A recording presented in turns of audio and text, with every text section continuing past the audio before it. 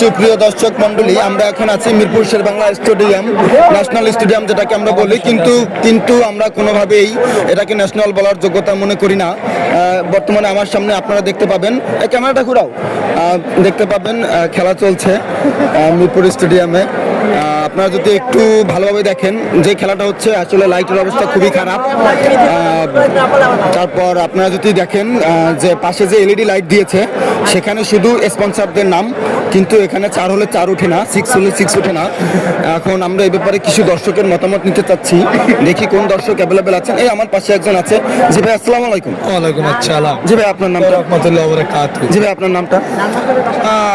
নাম বলা ইম্পর্টেন্ট? জি ভাই।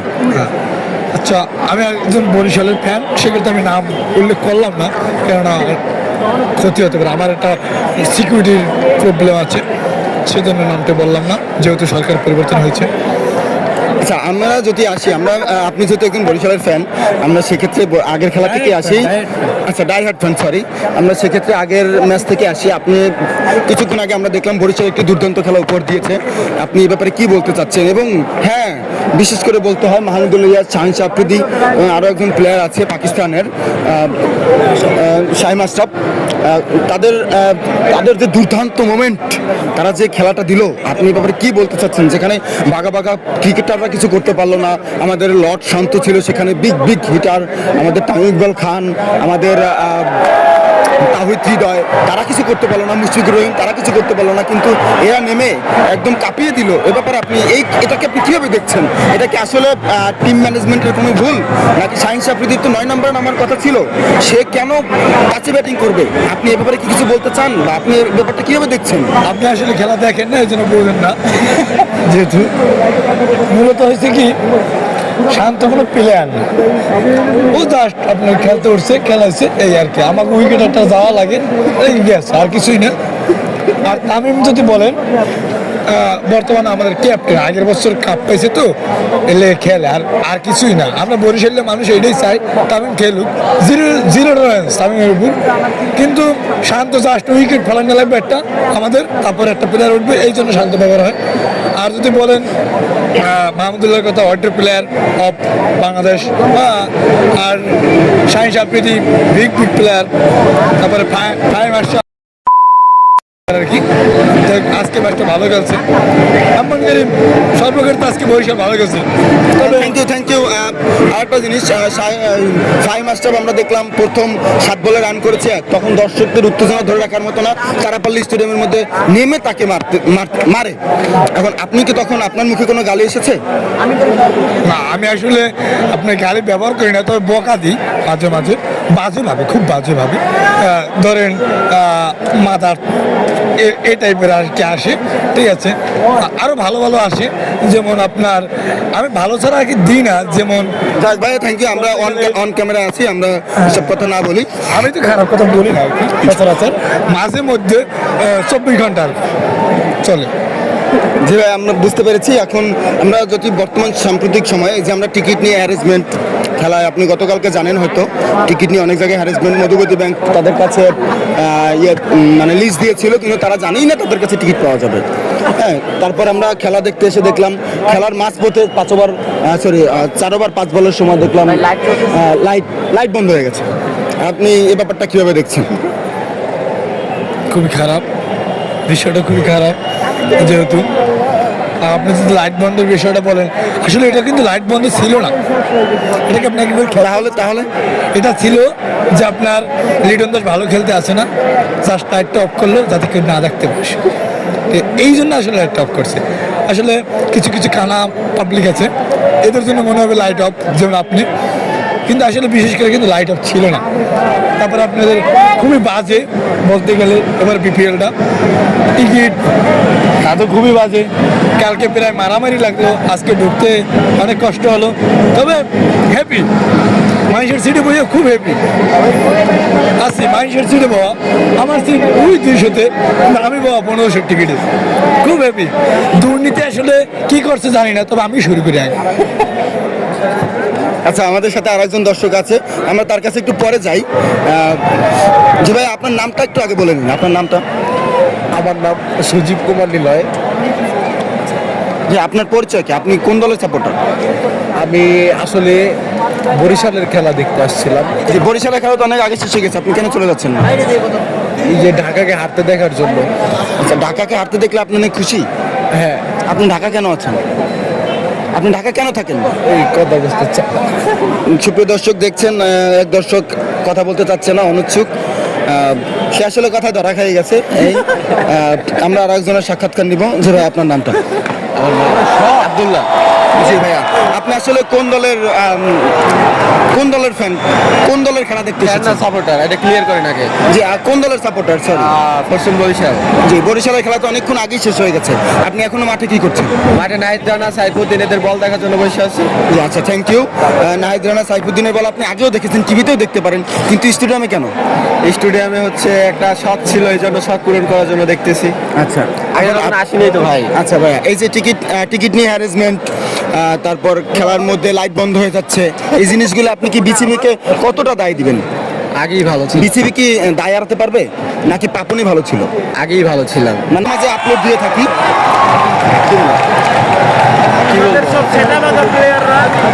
কি বলবো, আর তো কোনো প্রশ্ন করেন না। ঠিক আছে দর্শক, এখানে প্রচুর উত্তেজনা মুহূর্তে দেখা যাচ্ছে স্টেডিয়ামে। আমাদের আগের দর্শক আবার কিছু বলতে যাচ্ছে, আমরা আবার তার কাছে ফিরে যাব। জি ভাইয়া, বলুন। কিছু না মনে করলে আমি আপনাকে একটা প্রশ্ন করতে চাই। জি জি আসলে আমার অভিজ্ঞতা আছে তো। জি, এই মাত্র আমি ধরছি। আপনি আসলেন কটা বাজে জানি? যে আমি সেই দুপুর 2টা থেকে এখানে আছি। আচ্ছা, খাওয়া দাওয়ার বিষয়টা আসলে কেমন দেখছেন? আমাদের মিরপুরে কিন্তু খুবই রিস্কিট পরিমাণে খাওয়া দাওয়া হচ্ছে। অবশ্যই। 10 টাকার জিনিস বর্তমানে 50 টাকা চলছে। অবশ্যই। আমি এই বিষয়টাকে কিভাবে দেখছেন আপনি? যে আমি এটার জন্য সম্পূর্ণ কাউকে দায় দিব না, কারণ দুর্নীতি এখন প্রত্যেকটা ঘরে ঘরে এসে গেছে। হ্যাঁ, আমরা মিডিয়া কর্মী, আমরা বললে হয়তো আমাদের অনেকে চাকরি থাকবে না। আমাদের এক সহকর্মী আছে কিয়াসিদ আজিম, তার চাকরি অলরেডি চলে গিয়েছে, সেজন্য আমরা আসলে ভয়ে অনেক কিছু বলতে পারি না। যাই হোক, আপনি আমার কাছে আর প্রশ্ন না করেন। দর্শক মণ্ডলী, আমি একটু মাঝখানে কথা বলি যে আপনারা দেখতে পাচ্ছেন অনেক ঢাকা যায় অবস্থা, সেই জন্য আসলে তারা অনেকেই মাঠ পদত্যাগ করছেন। আসলে বরিশাল যেভাবে লাস্ট দিকে ম্যাচটা ঘুরিয়ে এনেছে, ঢাকাও কিন্তু সেভাবে পারে, কিন্তু আমাদের সেই উৎসুক জনতা তারা ঢাকার উপর সেই কনফিডেন্স রাখতে পারছে না। কারণ কি, আমাদের প্রথমে যে ধ্বজাভাঙ্গা লিটন দাস এবং সেটাভাঙ্গা প্লেয়ার তানজিম তামিম, তারা অলরেডি লর্ড শান্তর কলিগ ছিল, তো সেই জন্য অলরেডি তারা ধ্বজাভাঙ্গা করে দিয়ে গেছে ম্যাচটাকে। সেই জন্য আসলে ঢাকা কোনোভাবেই আর ম্যাচটা রিকভার করতে পারছে না। এখন আমরা ফিরে যাব সেই দর্শকের কাছে, বেউত্রা দর্শক, দেখি সে কি বলে। জি ভাইয়া, আবার একটু বলেন। আপনার প্রশ্নটা তো এটা যে ঢাকা কি ফিরিয়ে আনতে পারবে ম্যাচ, এটা? হ্যাঁ, আমার প্রশ্নটা আসলে এটা, আপনি ধরতে পেরেছেন। আপনাকে দেখে মনে হচ্ছে আপনি অভিজ্ঞ। হ্যাঁ, ঢাকা কি এই ম্যাচটা ফিরিয়ে আনতে পারবে, আপনার কি মনে হচ্ছে? আসলে আপনি হয়তো জানেন না, আমি আমার বয়সে সর্বপ্রথম স্টেডিয়ামে খেলা দেখি। ভিতরে খবর না, এটা খুবই ভিতরে খবর, যেহেতু আমি অনেক অভিজ্ঞ, বুঝছেন। আপনার মিনিমাম এই স্টেডিয়ামে আমার আসা যাওয়া মিনিমাম একবার আজকে। আর আচ্ছা, আমার অভিজ্ঞতা যদি আপনি শোনেন, আপনার কি আছে তাজিম, তারপরে সামি, তারপরে নট আউট নোমান, যেহেতু আমার গুরু, এদের সাথে আমার কখনো দেখাই হয়নি। আচ্ছা, আমার অভিজ্ঞতা কোন লেভেলে আপনি কি বুঝতে পারছেন? জি, আমি অবশ্যই বুঝতে পারছি। এখন তবে আমি রিপাবলিক বাংলার যে উপস্থাপক, ওই যে বাংলাদেশ নিয়ে যে কথা বলে, যাকে ওই স্বপন আহমেদ বস্তাবন্দি করেছিল, সেই লোকের সাথে একসাথে বসা লোক আমি। আচ্ছা, এবং আপনি যদি বলেন ঢাকার ম্যাচের কথা, আমি বলবো ম্যাচ অলরেডি শেষ। এই ম্যাচটা সম্পূর্ণ দায়ভার শাকিব খান আর অপু বিশ্বাসের উপর দিলাম আমি, কেননা শাকিব খান আসে নাই, যার কারণে প্লেয়ার ভালো খেলছে না। এর চেয়ে বেশি কারণ হলো অপু বিশ্বাস কেন আসেনি। প্লেয়ারদের একটা মুভমেন্ট শীতের দিনে, যেমন আমি কাঁপছি, দেখতে পাচ্ছেন শীত। এই জন্য আচ্ছা মূলত আপনার কাছে আবার ফিরে আসবো। দর্শক, আমাদের মধ্যে একজন লিজেন্ড বসে আছে, আপনি যদি আপনার একটু তাকে দেখেন, সে আসলে সব জানতা শমশের, সে সবই পারে, সে নতুন কিন্তু সে আসলে সব জানতা শমশের, সে সব পারে। সে সৌম্য সরকারকেও ঢাকার সাথে খেলিয়ে দিচ্ছিল।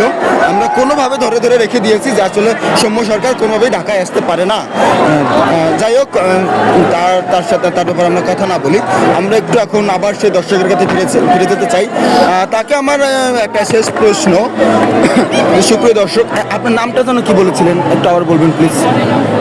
রোশন রোশান জি। এখন আপনার লাইভ ফিক্স নেই, না বরিশাল জিতে গিয়েছে। কোপায়া দিচ্ছে কোপায়া।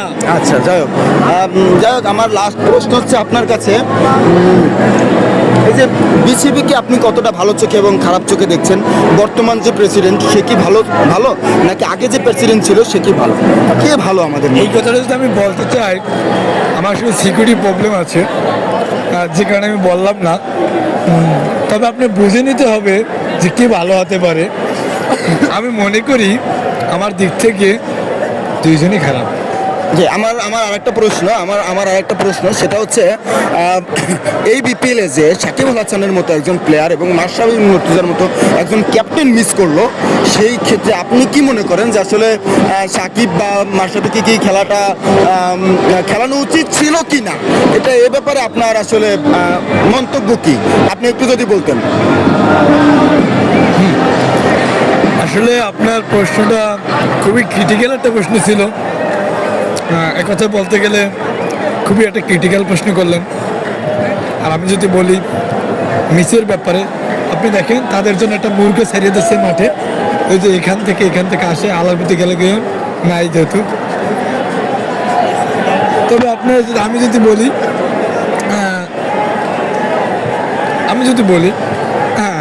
আমি মাশরাফি বিন মুর্তজাকে খুব মিস করছি, কারণ আমি ডায়েট ফ্যান। আর সাকিবকেও মিস করছি, 72 প্লেয়ার তো লাগে দুই সাইডে। ওই সাকিবও ভালো প্লেয়ার, সম্বন্ধে কি বলছি। আচ্ছা, আপনি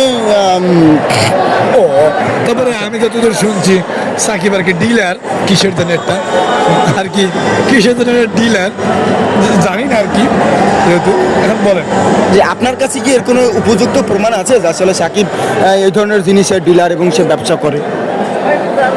হ্যাঁ আছে, এই ধরনের ডিলার যদি না হতো তাহলে তো আপনি কি দুই একবার কিনেছিলেন? না না, তাহলে তো আর আপনার মতো পাবলিক পেতো না, আপনার মতো এরকম সেটা ভাঙা আর অসাংঘাতিক মার্কা সাংবাদিক আসতো না, হলুদ সাংবাদিক। আমরা ওই টপিক্সে না যাই, আমরা এখন অন্য একটা কথা বলতে চাচ্ছি। সেটা হচ্ছে, এই যে এখন বিপিএল এর যে মাঠটা, সেখানে একটি স্পাইডার ক্যামেরা পর্যন্ত নেই। হ্যাঁ, তুমি একটু জুম করে দেখাও, আমার সাথে আমার ক্যামেরাম্যান আছে, তুমি একটু জুম করে দেখাও। একটা ড্রোন আকাশে উঠছে, কিন্তু আসলে সেটা থেকে আমরা এর আগে ভিডিওতে দেখেছি ধান খেতে যায়, ধান খেত থেকে অনেক চাচা দৌড় দেয়, সেরকম একটা ড্রোন উঠছে বিপিএল এর মাঠের উপরে। আসলে কি এখানে একটা স্পাইডার ক্যামেরা দেওয়া উচিত ছিল কিনা, আপনি কি মনে করেন? অবশ্যই ছিল, তবে এখানে না, ওটা আমাদের মূলত সিলেটে হবে। আর এটা ভিতরের খবর আর কি, সিলেট আর চিটাগাং হবে, কেননা আপনি স্পাইডার ক্যামেরা অনেক খরচ তো। আর যেটা এখানে দিলে আপনার মিরপুর আপনাদের মতো আপনার তো যেহেতু আপনার ডলেন, থ্যাংক ইউ, যেহেতু আর কিছু সাংবাদিক আছে তাজিমের মতো, যেমন আপনার মতো, ওদের জন্য ওরা করবে এই স্পাইডার ক্যামেরা এই পড়ছে। সেদিন শুনি স্পাইডার ক্যামেরা আসছে, আজকে মাঠে এসে চার কোনায় খুঁজছে কোনো স্পাইডার ক্যামেরা পাচ্ছি না, শুধু ড্রোন পাচ্ছি, যেটা আমি আর আপনি উড়াইতে পারি মোবাইলটা উপরে দিয়া। আচ্ছা, আর একটা লাস্ট প্রশ্ন, সেটা হচ্ছে, এই মাত্র দর্শক দেখেন একটা উইকেটের পতন হলো, সেই উইকেটটা কে উইকেটটা পেয়েছে? রাকিবুল পেয়েছে। সে 3 ওভার বল করে 21 রানের খরচ করে, এবং ওমর হামজা সে চলে গেল। যাই হোক, আমরা আপনার কাছে আবার ফিরে আসছি যে এই যে স্টেডিয়ামের মাঠটা, একই মাঠে যে একই পিচে দুইটা খেলা হচ্ছে, এখানে কি পরে যে দল দুটো ব্যাট করেছে তাদের কোনো সমস্যা হচ্ছে না? এটা কি বিপিএল ম্যানেজমেন্টের কোনো ভুল না? কেন আমরা বিভিন্ন দেশের লিগে টুর্নামেন্টে দেখি, আইপিএলে দেখি, আইপিএল হয়তো ইন্ডিয়া অনেক বড় দেশ, দেশ, অনেকগুলো টিম তাদের, কিন্তু তারপরও হয়তো আমাদের দেশে এরকম সুযোগ সুবিধা নেই, কিন্তু পাশাপাশি দুইটা পিচে তো খেলা দিতে দেওয়াই যেত, কিন্তু কেন দিল না? একই মাঠে একই পিচে কেন রোলার ঘষে ওই মাঠ পরিষ্কার করে মিস করে তারপর খেলা দেওয়া হলো? এখন এই ব্যাপারে আপনার আসলে ভিতরের খবর আছে কিনা? এ ব্যাপারও আছে। মূলত এইসব ব্যাপার নিয়ে আমি কাজ করি, হয়তো আপনি জানেন না। মূলত এক পিছে দুইটা খেলা দেওয়ার মূল কারণ হলো বরিশাল যদি জিতছে এই দেখে দেখে ঢাকা জিততে পারে কিনা। হবে না তো, এগুলো হবে না, কেন ওটা বরিশাল আর এটা ঢাকা। আর আপনি যদি বলেন এই পিচের কথা, আমি বলবো একদম বাজে বাজে। তাহলে বাজে না হলে লিটন রান পেতো না, যেখানে ইয়াসির রান পেতো। এই পিচ দুইটা দেওয়ার মূল কারণ হলো লিটন যাতে রান না পায়। তার মানে আপনি বলতে চাচ্ছেন ষড়যন্ত্র? হ্যাঁ, অবশ্যই ষড়যন্ত্র, অবশ্যই। যেখানে লিটন দাসের মতো প্লেয়ার রান পেল না, ইয়াসিরের মতো বিগ ম্যান রান পেল, এটা অবশ্যই ষড়যন্ত্র ছিল। আপনার কি মনে হয় এটাকে দিতে অবশ্যই ষড়যন্ত্র না? না, হতে পারে, হতে পারে। আপনি এটা আমার ভিতরের খবর। আচ্ছা, আপনি এই দোষারোপটা কার উপর চাপাতে চাচ্ছেন? সম্পূর্ণ বেলাম বলতে, সম্পূর্ণ বেলাম যদি দিই তাহলে আমি বলতে চাচ্ছি যে ওই যারা রোলার দিয়ে ঘটছে না ওদেরই দোষ। আচ্ছা, ঠিক আছে, এগুলো তো বুঝলাম। ওদেরই দোষ। যাই হোক, আমরা দেখতে পাচ্ছি পুরো স্টেডিয়াম ফাঁকা হয়ে যাচ্ছে। এখন আপনি কতক্ষণ এখানে থাকবেন? যতক্ষণ না পর্যন্ত আমি ঢাকার ঠকা দেখি। তার মানে আপনি একজন ঢাকা হেটার্স? অবশ্যই।